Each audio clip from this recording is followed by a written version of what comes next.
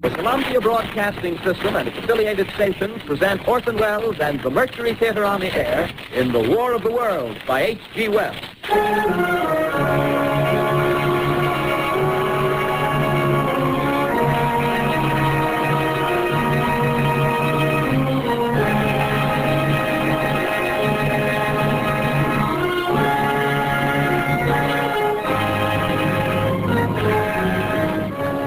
Ladies and gentlemen, the director of the Mercury Theater and star of these broadcasts, Orson Welles.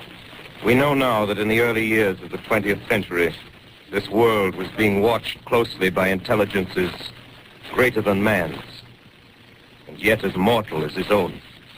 We know now that as human beings busied themselves about their various concerns, they were scrutinized and studied, perhaps almost as narrowly as a man with a microscope might scrutinize the transient creatures that swarm and multiply in a drop of water. With infinite complacence, people went to and fro over the earth about their little affairs, serene in the assurance of their dominion over this small, spinning fragment of solar driftwood, which by chance or design, man has inherited out of the dark mystery of time and space.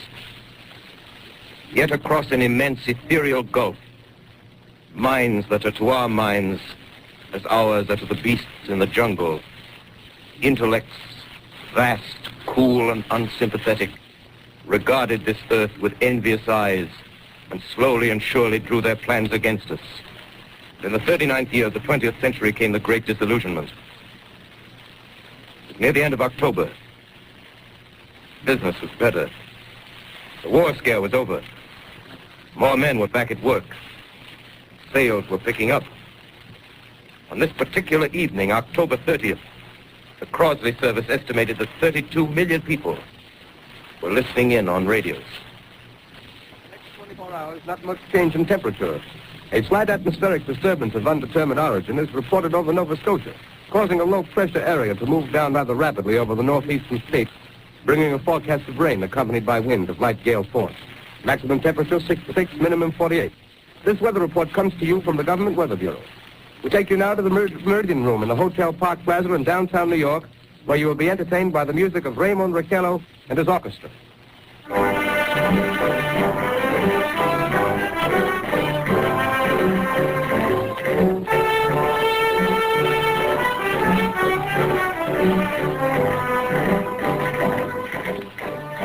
Good evening, ladies and gentlemen. From the Meridian Room in the Park Plaza Hotel in New York City, we bring you the music of Raymond Raquello and his orchestra. With a touch of the Spanish, Raymond Raquello leads off with La Compancita.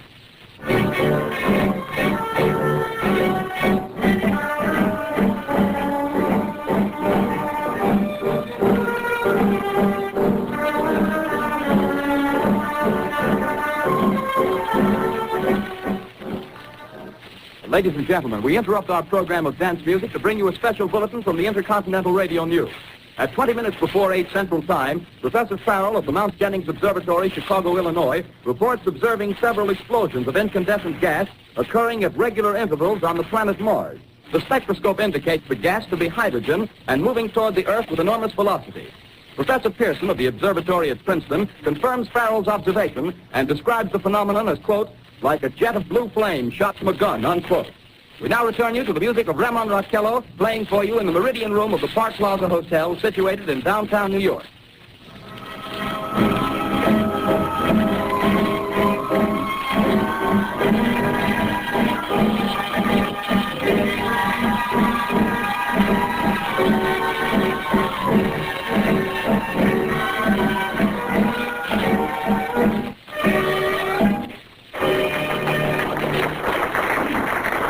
Now a tune that never loses favor, the ever-popular Stardust, Raymond Raquello and his orchestra.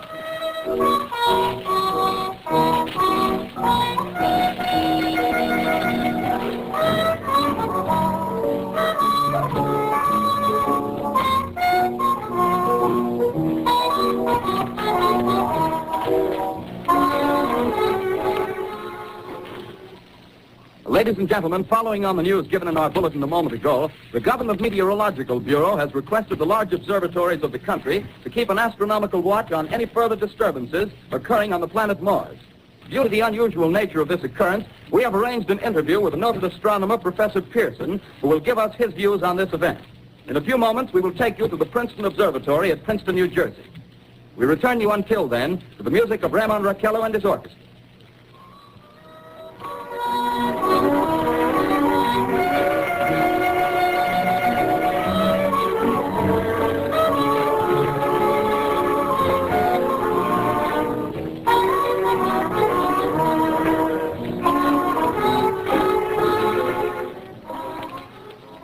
We are ready now to take you to the Princeton Observatory at Princeton, where Carl Phillips, our commentator, will interview Professor Richard Pearson, famous astronomer. We take you now to Princeton, New Jersey. Carl Phillips speaking to you from the observatory at Princeton. I'm standing in a large semicircular room, pitch black except for an oblong split in the ceiling.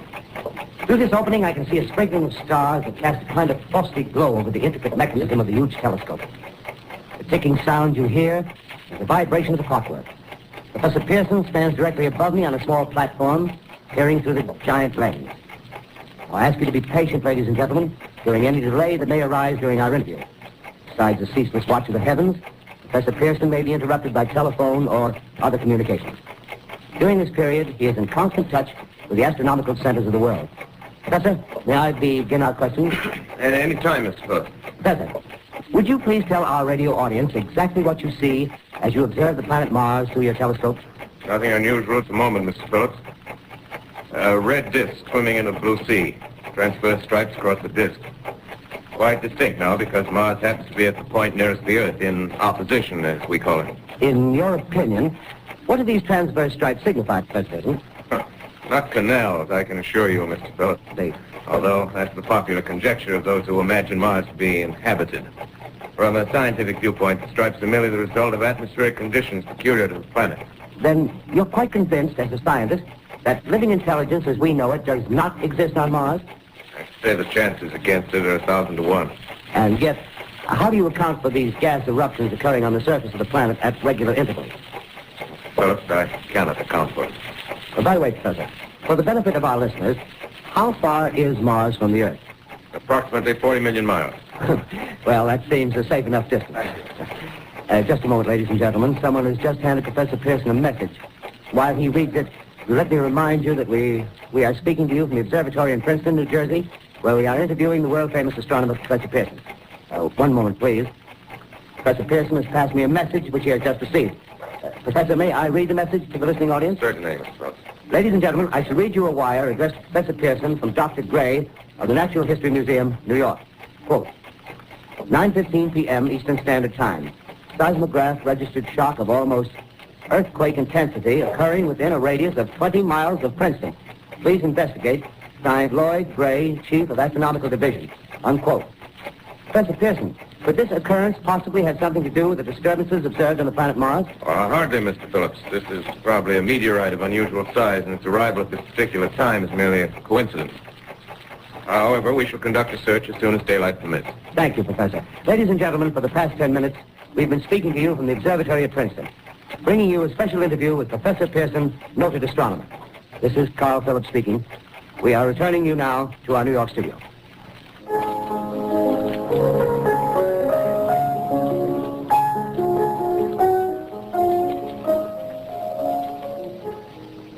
Ladies and gentlemen, here is the latest bulletin from the Intercontinental Radio News. Toronto, Canada.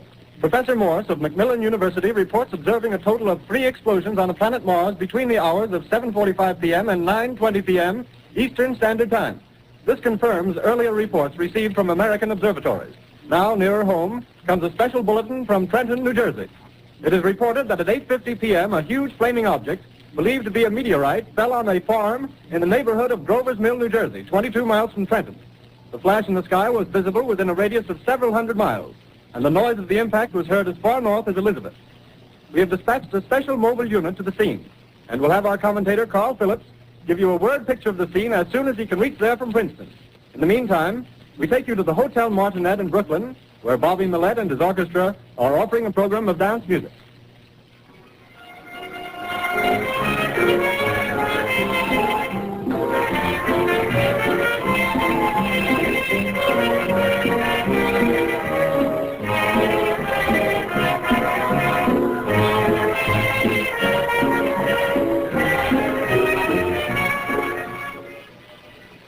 We take you now to Grover's Mill, New Jersey.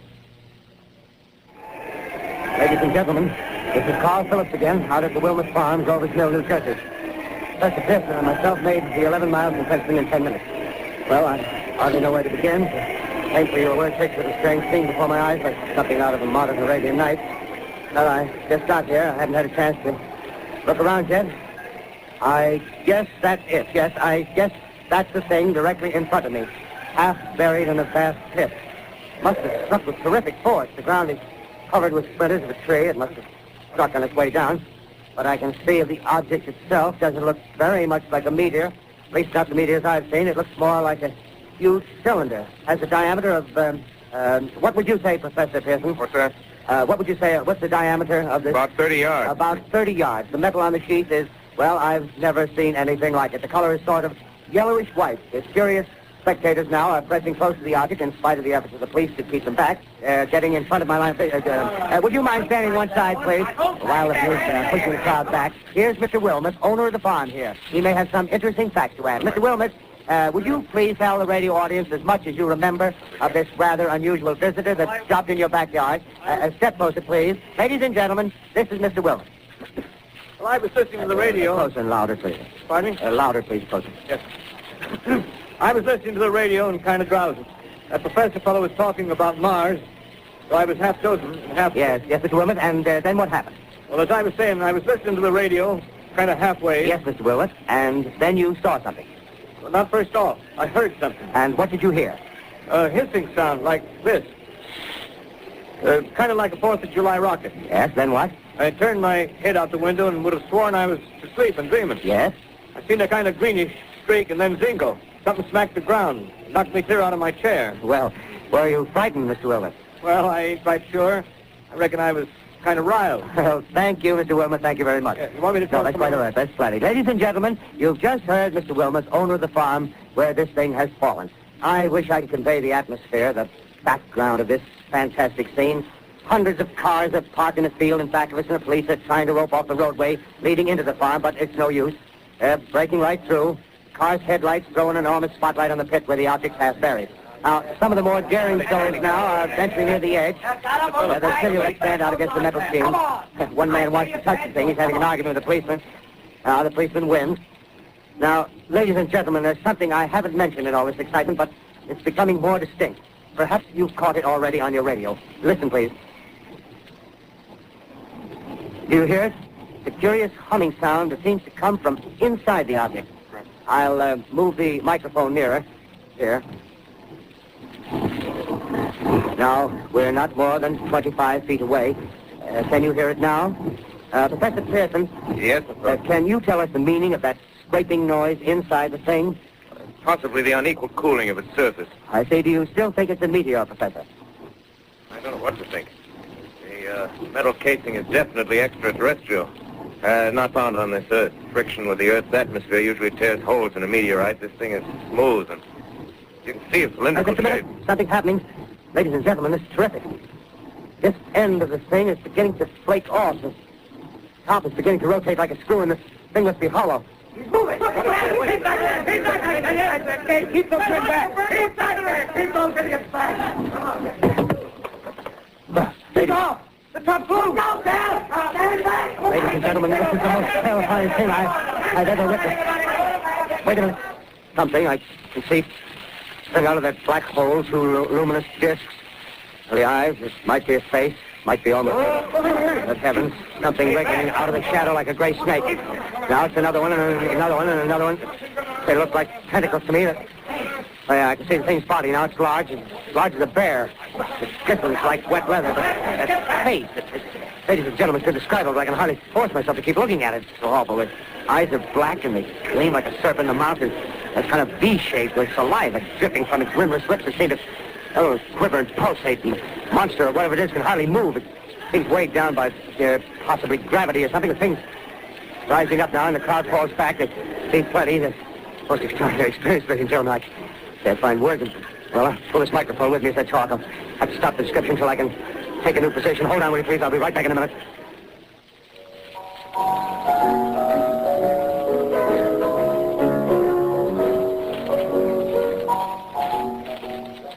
We are bringing you an eyewitness account of what's happening on the Wilmouth Farm, Grover's Mill, New Jersey.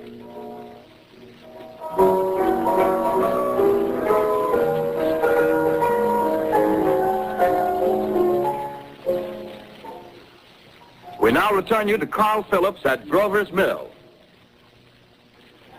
Ladies and gentlemen, am I on? Ladies and gentlemen, here I am, back of a stone wall that adjoins Mr. Wilmot's garden. From here, I get a sweep of the whole scene. I'll give you every detail as long as I can talk and as long as I can see. More state police have arrived. They're drawing up a cordon in front of the pit. About 30 of them. No need to push the crowd back now. They're willing to keep their distance. The captain conferring with someone. Can't quite see who. Ah, yes, I believe it's Professor Pearson. Yes, it is. Now they've parted, and the professor moves around one side, studying the object while the captain and two policemen advance with something in their hands. I can see it now. It's a white handkerchief tied to a pole. Flag of truce. Those creatures know what that means, what anything means. Wait a minute, something's happening. Humped shape is rising out of the pit. I can make out a small beam of light against a mirror. What's that? There's a jet of flame springing from the mirror and it leaps right at the advancing men. It strikes them head on. Oh, Lord, they're turning into flames. The whole field caught up by the woods, the barns, their gas tanks, tanks of the automobiles spreading everywhere. It's coming this way now, about 20 yards to my right. Ladies and gentlemen, due to circumstances beyond our control, we are unable to continue the broadcast from Grover's Mill. Evidently, there's some difficulty with our field transmission. However, we will return to that point at the earliest opportunity. In the meantime, we have a late bulletin from San Diego, California. Professor Indelkoffer, speaking at a dinner of the California Astronomical Society, expressed the opinion that the explosions on Mars are undoubtedly nothing more than severe volcanic disturbances on the surface of the planet. We continue now with our piano interlude.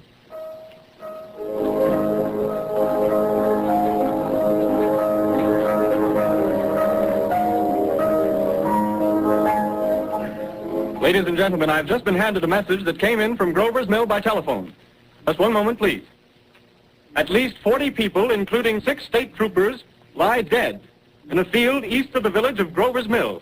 Their bodies burned and distorted beyond all possible recognition. The next voice you hear will be that of Brigadier General Montgomery Smith, commander of the state militia at Trenton, New Jersey. I have been requested by the governor of New Jersey to place the counties of Mercer and Middlesex as far west as Princeton and east to Jamesburg under martial law. No one will be permitted to enter this area except by special pass issued by state or military authorities. 4 companies of state militia are proceeding from Trenton to Grover's Mill and will aid in the evacuation of homes within the range of military operations. Thank you. You have just been listening to General Montgomery Smith, commanding the state militia at Trenton. In the meantime, further details of the catastrophe at Grover's Mill are coming in. The strange creatures, after unleashing their deadly assault, crawled back in their pit and made no attempt to prevent the efforts of the firemen to recover the bodies and extinguish the fire. The combined fire departments of Mercer County are fighting the flames which menace the entire countryside. We have been unable to establish any contact with our mobile unit at Grover's Mill, but we hope to be able to return you there at the earliest possible moment. In the meantime, we take you to... Just one moment, please. Ladies and gentlemen, I have just been informed that we have finally established communication with an eyewitness of the tragedy. Professor Pearson has been located at a farmhouse near Grover's Mill, where he has established an emergency observation post. As a scientist, he will give you his explanation of the calamity. The next voice you hear will be that of Professor Pearson, brought to you by direct wire. Professor Pearson. Of the creatures in the rocket cylinder at Grover's Mill, I can give you no authoritative information, either as to their nature, their origin, or their purposes here on Earth. Of their destructive instrument, I might venture some conjectural explanation. For want of a better term, I shall refer to the mysterious weapon as a heat ray. It's all too evident that these creatures have scientific knowledge far in advance of our own. It's my guess that in some way they are able to generate an intense heat in a chamber of practically absolute non-conductivity. This intense heat they project in a parallel beam against any object they choose by means of a polished parabolic mirror of unknown composition, much as the mirror of a lighthouse projects a beam of light. That is my conjecture of the origin of the heat ray. Thank you, Professor Pearson. Ladies and gentlemen, here is a bulletin from Trenton. It is a brief statement informing us that the charred body of Carl Phillips has been identified in the Trenton Hospital. Now here's another bulletin from Washington, D.C. The Office of the Director of the National Red Cross reports 10 units of Red Cross emergency workers have been assigned to the headquarters of the state militia, stationed outside of Grover's Mill, New Jersey. Here's a bulletin from State Police, Princeton Junction. The fires at Grover's Mill and vicinity are now under control. Scouts report all quiet in the pit, and there is no sign of life appearing from the mouth of the cylinder. Now, ladies and gentlemen, we have a special statement from Mr. Harry McDonald, Vice President in charge of operations. We have received a request from the state militia of Trenton to place at their disposal our entire broadcasting facilities. In view of the gravity of the situation, and believing that radio has a responsibility to serve in the public interest at all times, we are turning over our facilities to the state militia at Trenton. We take you now to the field headquarters of the state militia near Grover's Mill, New Jersey. This is Captain Lansing of the Signal Corps, attached to the state militia, now engaged in military operations in the vicinity of Grover's Mill. Situation arising from the reported presence of certain individuals of unidentified nature is now under complete control. The cylindrical object, which lies in a pit directly below our position, surrounded on all sides by 8 battalions of infantry, without heavy field pieces, but adequately armed with rifles and machine guns. All cause for alarm, if such cause ever existed, is now entirely unjustified. Things, whatever they are, do not even venture to poke their heads above the pit. I can see their hiding place plainly in the glare of the searchlights here. With all their reported resources, these creatures can scarcely stand up against heavy machine gun fire. Anyway, it's an interesting outing for the troops. I can make out their khaki uniforms crossing back and forth in front of the lights. Looks almost like a real war. There appears to be some slight smoke in the woods bordering the Millstone River. Probably fire started by campers. Well, we ought to see some action soon. One of the companies is deploying on the left flank. A quick thrust and it'll all be over. Oh, wait a minute. I see something on top of the cylinder. No, it's nothing but a shadow. Now the troops are on the edge of the Wilmot Farm. 7,000 armed men closing in on an old metal tube. A tub, rather. Well, wait, that wasn't a shadow. It's something moving. Solid metal, kind of a shield-like affair rising up out of the cylinder. It's going higher and higher. What? It's standing on legs, actually rearing up on a sort of metal framework. Now it's reaching above the trees and the searchlights are on it. Hold on. Ladies and gentlemen, I have a grave announcement to make. Incredible as it may seem, both the observations of science and the evidence of our eyes lead to the inescapable assumption that those strange beings who landed in the Jersey farmlands tonight are the vanguard of an invading army from the planet Mars. The battle which took place tonight at Grover Mills has ended in one of the most startling defeats ever suffered by an army in modern times. 7,000 men armed with rifles and machine guns pitted against a single fighting machine of the invaders from Mars. 120 known survivors. The rest strewn over the battle area from Grover's Mill to Plainsboro, crushed and trampled to death under the metal feet of the monster, or burned to cinders by its heat ray. The monster is now in control of the middle section of New Jersey and has effectively cut the state through its center. Communication lines are down from Pennsylvania to the Atlantic Ocean. Railroad tracks are torn and service from New York to Philadelphia discontinued, except routing some of the trains through Allerton and Phoenixville. Highways to the north, south, and west are clogged with frantic human traffic. Police and army reserves are unable to control the mad flight. By morning, the fugitives will have swelled Philadelphia, Camden, and Trenton. It is estimated to twice their normal population. Martial law prevails throughout New Jersey and eastern Pennsylvania. At this time, we take you to Washington for a special broadcast on the national emergency. The Secretary of the Interior. Citizens of the nation, I shall not try to conceal the gravity of the situation that confronts the country, nor the concern of your government in protecting the lives and property of its people. However, I wish to impress upon you, private citizens and public officials, all of you, the urgent need of calm and resourceful action. Fortunately, this formidable enemy is still confined to a comparatively small area, and we may place our faith in the military forces to keep them there. In the meantime, placing our faith in God, we must continue the performance of our duties, each and every one of us, so that we may confront this destructive adversary with a nation united, courageous, and consecrated to the preservation of human supremacy on this earth. I thank you. You have just heard the Secretary of the Interior speaking from Washington. Bulletins too numerous to read are piling up in the studio here. We're informed that the central portion of New Jersey is blacked out from radio communication due to the effect of the heat ray upon power lines and electrical equipment. Here is a special bullet in New York. Cables have been received from English, French, and German scientific bodies offering assistance. Astronomers report continued gas outbursts at regular intervals on the planet Mars. The majority voiced the opinion that the enemy will be reinforced by additional rocket machines. There have been several attempts made to locate Professor Pearson of Princeton, who has observed Martians at close range. It is feared he was lost in the recent battle. Langham Field, Virginia.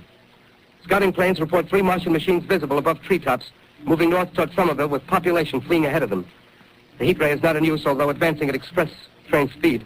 Invaders pick their way carefully. They seem to be making a conscious effort to avoid destruction of cities and countryside. However, they stop to uproot power lines, bridges, and railroad tracks. Their apparent objective is to crush resistance, paralyze communication, and disorganize human society.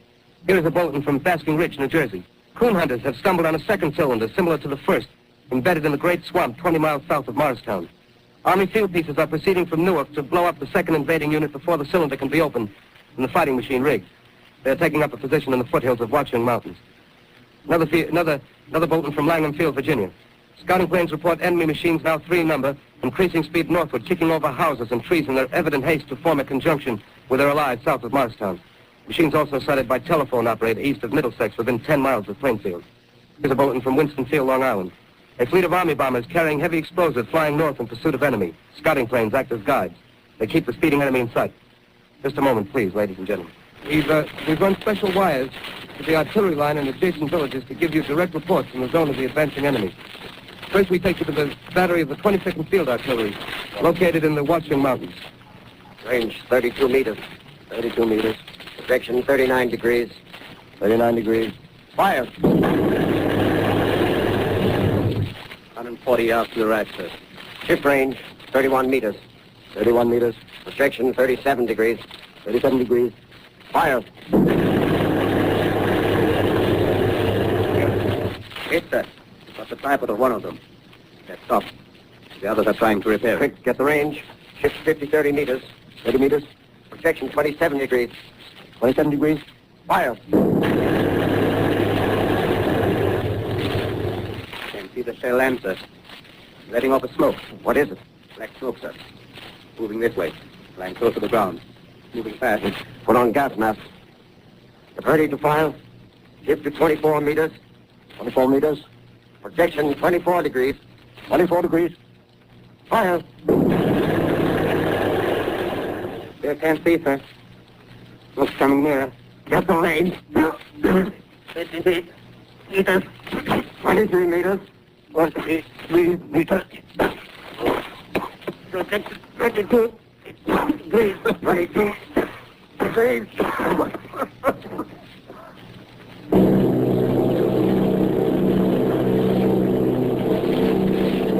Army bombing plane B-843 off Bayonne, New Jersey. Lieutenant Both, commanding 8 bombers, reporting to Commander Fairfax, Langham Field. This is Both reporting to Commander Fairfax, Langham Field. Enemy tripod machines now in sight. Reinforced by 3 machines from the Morristown cylinder, 6 altogether. 1 machine partially crippled. Believed hit by shell from Army gun in Watchung Mountains. Guns now appear silent. A heavy black fog hanging close to the earth of extreme density, nature unknown. No sign of heat ray.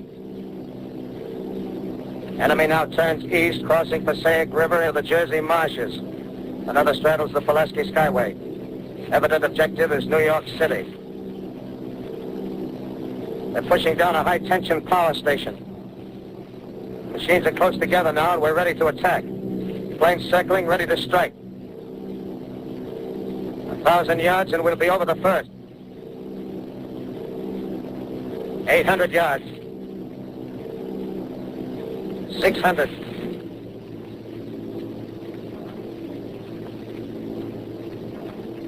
400. 200. There they go. Giant arm raised. Green flash. Spraying us with flame. 2,000 feet. Engines are giving out. No chance to release bombs. Only one thing left. Drop on them, plane and all. We're diving on the first one. Now the engine's gone. 8. This is Bayonne, New Jersey, calling Langham Field. The This is Bayonne, New Jersey, calling Langham Field. Come in, please. This is Langham Field. Go ahead. 8 Army bombers in engagement with enemy tripod machines over Jersey Flats. Engines incapacitated by heat ray. All crashed. 1 enemy machine destroyed. Enemy now discharging heavy black smoke in direction of... This is Newark, New Jersey. This is Newark, New Jersey. Warning. Poisonous black smoke pouring in from Jersey marshes. Police at South Street. Gas masks useless. Urge population to move into open spaces. Automobiles use routes 7, 23, 24. Avoid congested areas. Smoke now spreading over Raymond Boulevard. 2X2L calling CQ, 2X2L calling CQ, 2X2L calling 8X3R. Come in, please. This is 8X3R coming back at 2X2L. How's reception? How's reception? Okay, please. Where are you, 8X3R? What's the matter? Where are you?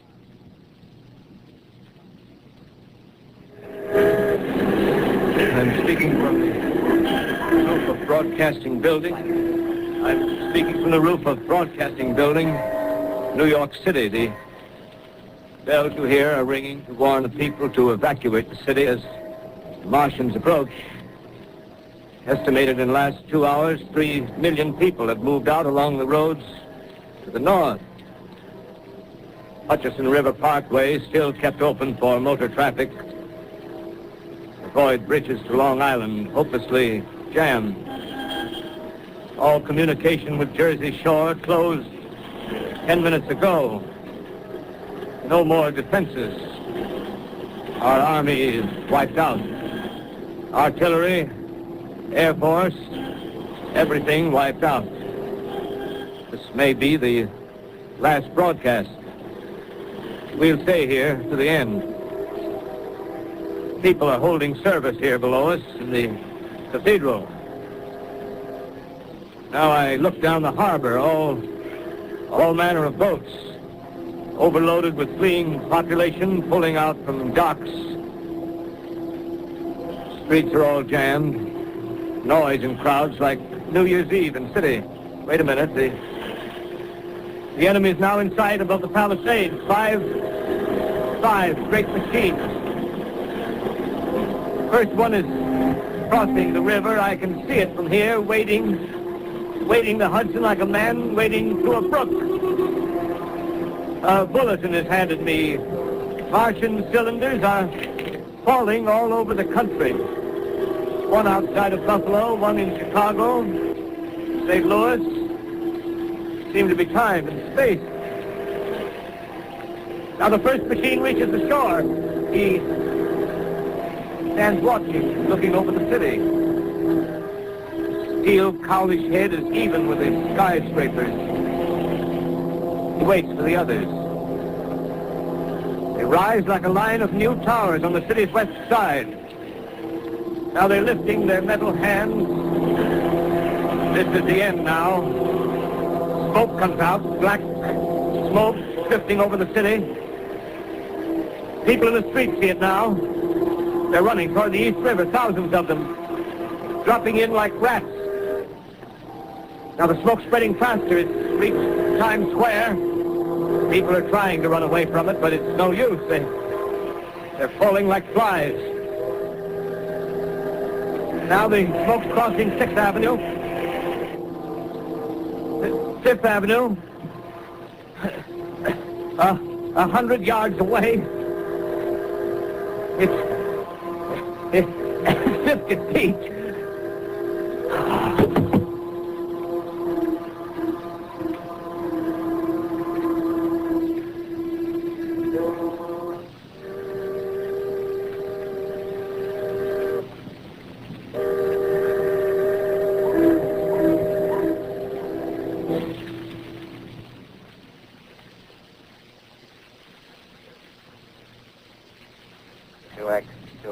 Calling CQ.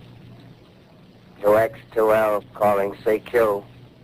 2X2L calling CQ, New York. Isn't there anyone on the air? Isn't there anyone on the air? Isn't there anyone? 2X2L.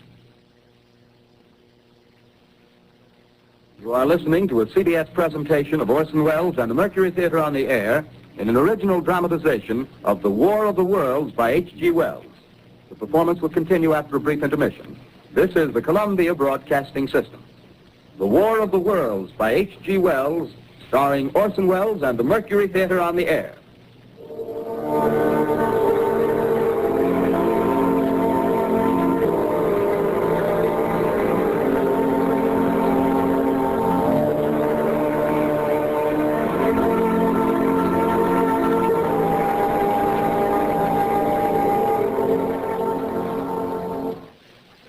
As I set down these notes on paper, I'm obsessed by the thought that I may be the last living man on Earth.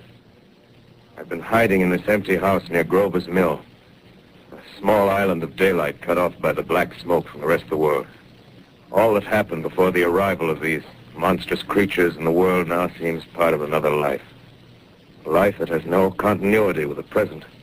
Furtive existence of the lonely derelict who pencils these words on the back of some astronomical notes bearing the signature of Richard Pearson. I look down at my blackened hand, and I try to connect them with a professor who lives at Princeton and who, on the night of October 20th, glimpsed through his telescope an orange splash of light on a distant planet. My wife, my colleagues, my students, my books, my observatory, my world. Where are they? Did they ever exist? Am I Richard Pearson? What day is it? Do days exist without calendars? Does time pass when there are no human hands left to wind the clocks? In writing down my daily life, I tell myself I shall preserve human history between the dark covers of this little book that was meant to record the movements of the stars. But to write, I must live, and to live, I must eat. Find molded bread in the kitchen and an orange not too spoiled to swallow. Keep watch at the window. Time to time, I catch sight of a Martian above the black smoke. The smoke still holds the house in its black coil, but at length there's a hissing sound, and suddenly I see a Martian mounted on his machine, spraying the air with a jet of steam as if to dissipate the smoke. I watch in a corner as his huge metal legs nearly brush against the house. Exhausted by terror, I fall asleep. Morning. Morning. Sun streams in the window. A black cloud of gas is lifted, and the scorched meadows to the north look as though a black snowstorm had passed over them. I venture from the house. I make my way to a road, no traffic. Here and there, a wrecked car, baggage overturned, a blackened skeleton. Push on north. For some reason I feel safer trailing these monsters than running away from them. And I keep a careful watch. I've seen the Martians feed. Should one of their machines appear over the top of trees, I'm ready to fling myself flat on the earth. Come to a chestnut tree. October. Chestnuts are ripe. Fill my pockets. I must keep alive. 2 days I wander in a vague northerly direction through its desolate world. Finally, I notice a living creature. A small red squirrel in a beech tree. I stare at him and wonder. He stares back at me. I believe at that moment the animal and I shared the same emotion. The joy of finding another living being. Push on north. I find dead cows in a brackish field, and beyond the charred ruins of a dairy and a silo, remain standing guard over the wasteland like a lighthouse. Deserted by the sea. Astride the silo perches a weathercock. The arrow points north. North. Next day, I come to a city. City vaguely familiar in its contours, yet its buildings strangely dwarfed and leveled off as if a giant had sliced off its highest towers with a capricious sweep of his hand. Reached the outskirts, I found Newark. Newark, undemolished but humbled by some whim of the advancing Martians. Presently, with an odd feeling of being watched, I caught sight of something crouching in a doorway. I made a step towards it. It rose up and became a man. A man armed with a large knife. Stop! Where do you come from? Oh, I come from many places. A long time ago, from Princeton. Princeton, huh? That's near Grover's Mill. Yes. Grover's Mill. There's no food here. This is my country. All this end of town down the river. There's only food for one. Which way are you going? I don't know. I guess I'm looking for people. Hey, what was that? Did you hear something just then? No, only a bird. A live bird. You get to know that birds have shadows these days. Say, we're in the open here. Let's crawl in this doorway here and talk. Have you seen any Martians? No. They're going over to New York. Night, the sky's alive with their lights, just as if people were still living in it. By daylight, you can't see them. 5 days ago, a couple of them carried something big across the flats from the airport. I think they're learning how to fly. Fly? Yeah, fly. Well, it's all over with humanity. Stranger, there's still you and I. 2 of us left. Yeah. They got themselves in solid. They wrecked the greatest country in the world. Those green stars, they're probably falling somewhere every night. They've only lost one machine. There isn't anything to do. We're done. We're licked. Where were you? You're in a uniform. Yeah, what's left of it. I was in the militia. National Guard. That's good. There wasn't any war. Any more than there's war between men and ants. Yes, but we're eatable ants. I found that out. What'll they do to us? I felt it all out. Right now, we're caught as we're wanted. The Martian only has to go a few miles to get a crowd on the run. But they won't keep on doing that. They'll begin catching us systematic, like keeping the best and storing us in cages and things. They haven't begun on us yet. Not begun? Not begun. All that's happened so far is because we don't have sense enough to keep quiet. Bothering them with guns and such stuff and losing our heads and rushing off in crowds. No, instead of our rushing around blind, we got to fix ourselves up according to the way things are now. Cities, nations, civilization, progress. Yes, but if that's so, what is there to live for? Well, there won't be any more concerts for 1,000,000 years or so, and no nice little dinners at restaurants. If it's amusement you're after, I guess the game's up. What is there left? Life, that's what. I want to live. Yeah, and so do you. We're not going to be exterminated. And I don't mean to be caught either.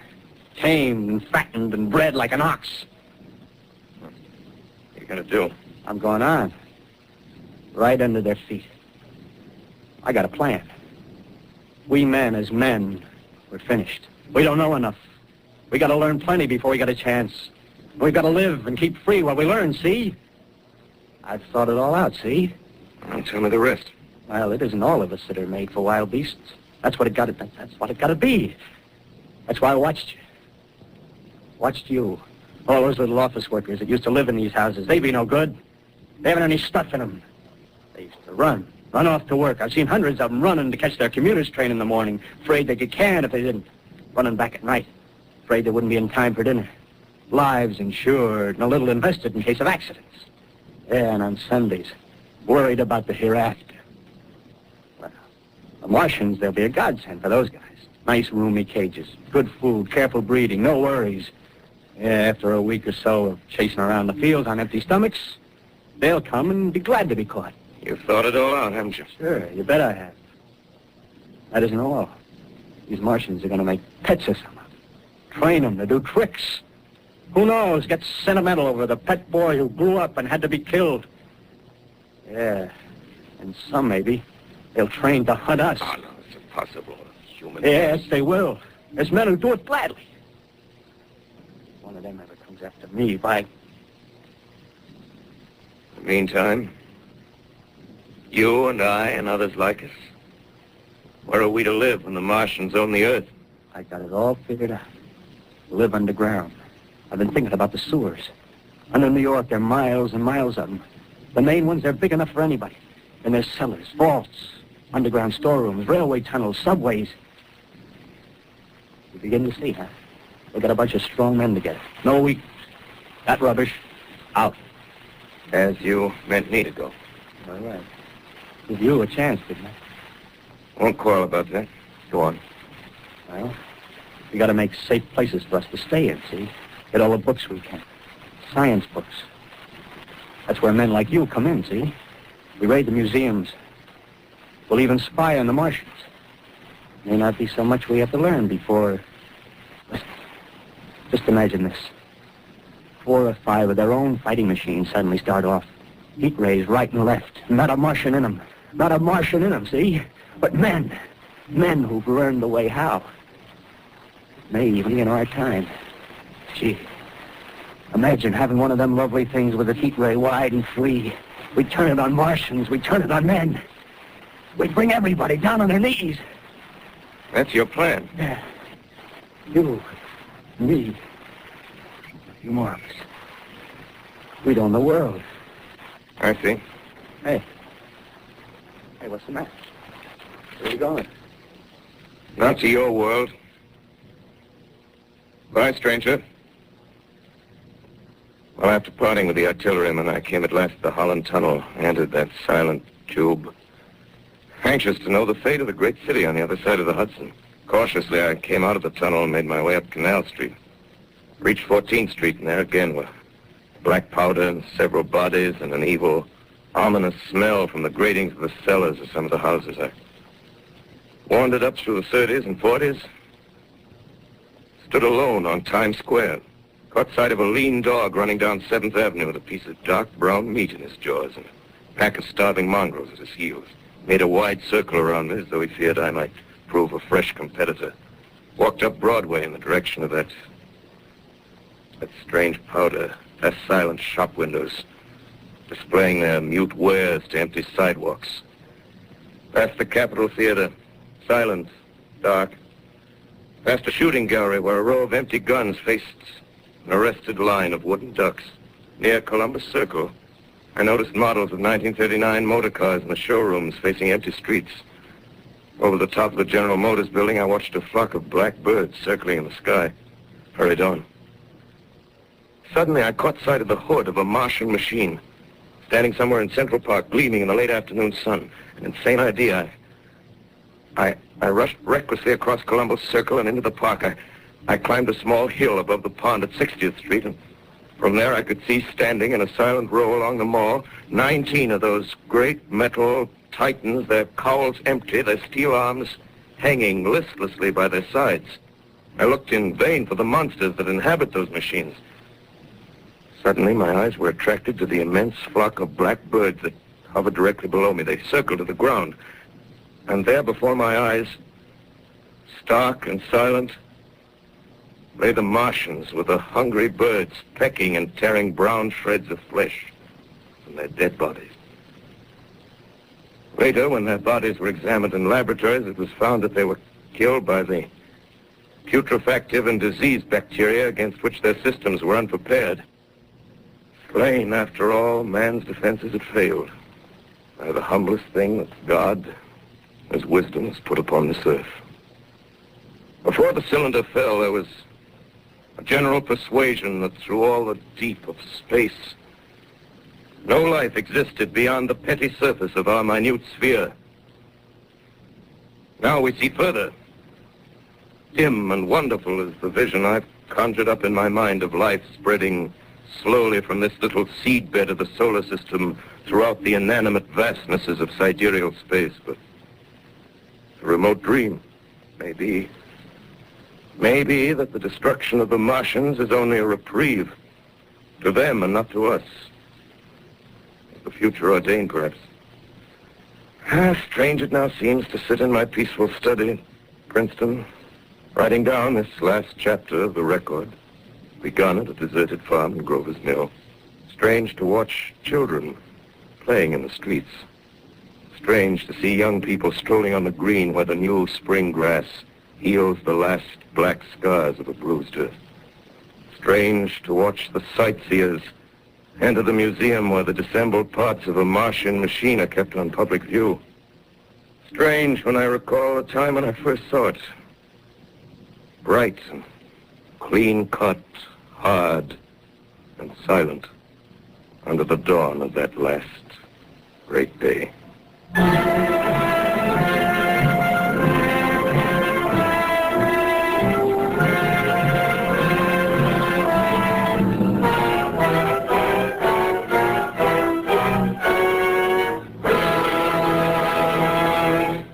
This is Orson Welles, ladies and gentlemen.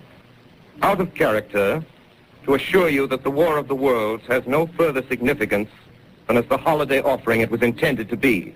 The Mercury Theater's own radio version of dressing up in a sheet and jumping out of a bush and saying boo. Starting now, we couldn't soap all your windows and steal all your garden gates by tomorrow night, so we did the best next thing. We annihilated the world before your very ears and utterly destroyed the CBS. You will be relieved, I hope, to learn that we didn't mean it and that both institutions are still open for business. So goodbye, everybody, and remember, please, for the next day or so, the terrible lesson you learned tonight. That grinning, glowing, globular invader of your living room is an inhabitant of the pumpkin patch, and if your doorbell rings and nobody's there, that was no Martian, it's Halloween. Tonight, the Columbia Broadcasting System and its affiliated stations coast to coast has brought you The War of the World by H.G. Wells, the 17th in its weekly series of dramatic broadcasts featuring Orson Welles and the Mercury Theater on the air. Next week, we present a dramatization of 3 famous short stories. This is the Columbia Broadcasting System.